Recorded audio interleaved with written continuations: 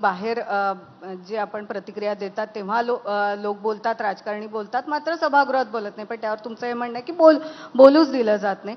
पण या सगळ्याच्या मागे जेव्हा तुमची नियुक्ती झाली तेव्हा म्हणजे सगळ्यांना आश्चर्याचा धक्का बसला, कारण नावं खूप वेगवेगळी येत होती. याचं नाव पुढे, त्याचं नाव पुढे, आणि मग दबक्या आवाजात अशी चर्चा झाली की बऱ्याच काँग्रेसच्या नेत्यांचे हात दगडाखाली असल्यामुळे एक वेगळं नाव, वेगळा चेहरा काँग्रेसकडून दिला गेला. तर आता हे जे ऑपरेशन कमळ सगळ्या पक्षांमध्ये केलं जातं, ते तुम्हाला वाटतंय की तुमच्यासाठी अडचणीचं असणारे, आव्हानाचं असणारे, आणि हे जे सगळे नेत्यांना दूर करून तुम्हाला प्रदेशाध्यक्ष केलं आहे, तर त्याच्या मागे काही असं कारण असू शकतं? नाही, ही जी सगळी काही जी नावं होती, ही नावं चांगलीच नावं होती. किंबहुना याच्यातला कुणी आमचा एक नेता जर प्रांताध्यक्ष झाला असता तर माझ्यापेक्षा कदाचित जास्ती अधिक चांगलंही काम केलं असेल त्यांनी. त्यामुळे त्यांची आणि माझी जी तुलना होती ही की अत्यंत चुकीची आहे. एखाद्या पक्षाचा अध्यक्ष होत असताना 10-15 नावं चर्चेत असणं हे खरं तर वैभव असतं त्या पक्षाचं. आमचा पक्ष हा चर्चेतून आणि सगळ्या ह्या गोष्टी होत राहतात. आता भाजपचा अध्यक्ष कधी बदलला जाणार आहे याच्यावर कधी चर्चा ही होत नाही. राजस्थानचे मुख्यमंत्री कोण होणार आहे त्यांची चिठ्ठी आली आणि चिठ्ठी वाचल्यावर सगळ्यांचे चेहरे कसे झाले आपण बघितलं. मध्य प्रदेशचा मुख्यमंत्री कसा झाला ते आपण बघितलं. आता तसे निर्णय जर भाजपमध्ये होत असतील तर त्याची खूप वाहवा होते, त्याची खूप तारीफ होते, आणि तो निर्णय किती चांगला होता त्याला मास्टर स्ट्रोक म्हणून बघितला जातं.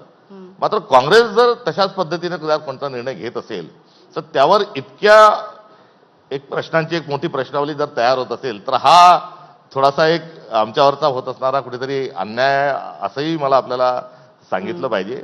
आणि जी नेते आहेत ती माझ्या पदभार घेत असताना ही सगळी त्या ठिकाणी उपस्थित होती आणि ते सोबत काम करणार नाही हा जो संशय आहे हा संशय नाहक आहे. चित्र दिसतंय ना हर्षवर्धनजी, म्हणून हा प्रश्न आला, बाकी काही नाही. एक महिना हा माझा कार्यकाळाला 1 महिना झालाय आणि 1 महिन्यामध्ये 18 तारखेला मी जेव्हा चार्ज घेतला तेव्हा सगळे नेते हे तिथे उपस्थित होते. त्यानंतर सर्व नेत्यांच्या सोबत एक सगळ्या ज्येष्ठ नेत्यांच्या सोबत आमची एक मीटिंग झाली. त्या मीटिंगमध्ये पुढे कारभार कसा करायचा, काय करायचा त्यालाही सर्वजण आले. त्यामुळे एवढ्या कमी काळामध्ये आणि माझ्या नियुक्तीच्या संदर्भात कुठेही काही वक्तव्य खाजगी सार्वजनिकरित्या कोणी काही बोललेलं नाही. त्यामुळे हे सर्व जे नेते आमचे आहेत यांना हा नाहक कोंडीत पकडण्याचा कुठेतरी हा एक प्रयत्न आहे.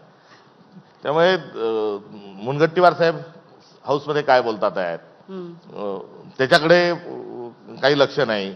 मात्र आमच्या 1 महिन्याच्या काळात जर एखाद्या कार्यक्रमाला कोणी आलं नाही तर एवढं लक्ष ठेवलं त्याच्याकडे बरोबर लक्ष आहे. मी आपलं म्हणत आहे म्हणजे तुम्हाला काय म्हणायचं ते कळलं, आमच्या लक्षात आलंय.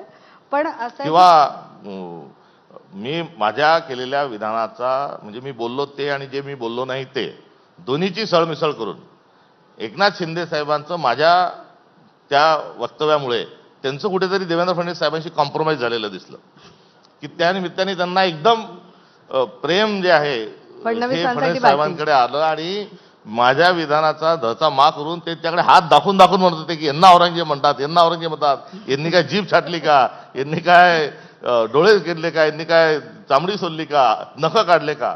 त्यामुळे मी जे बोललो नाही तेही त्या निमित्ताने ते त्यांच्याकडे हात दाखवून त्यांनाच औरंगजेब बनवायला मी नाही तर कोण कोण त्यामध्ये आघाडीवर होतं हाही एक विषय या निमित्तानं आपल्याला लक्षात येईल. नाही, आता पुन्हा म्हणजे खरं तर ऑपरेशन कमळवाला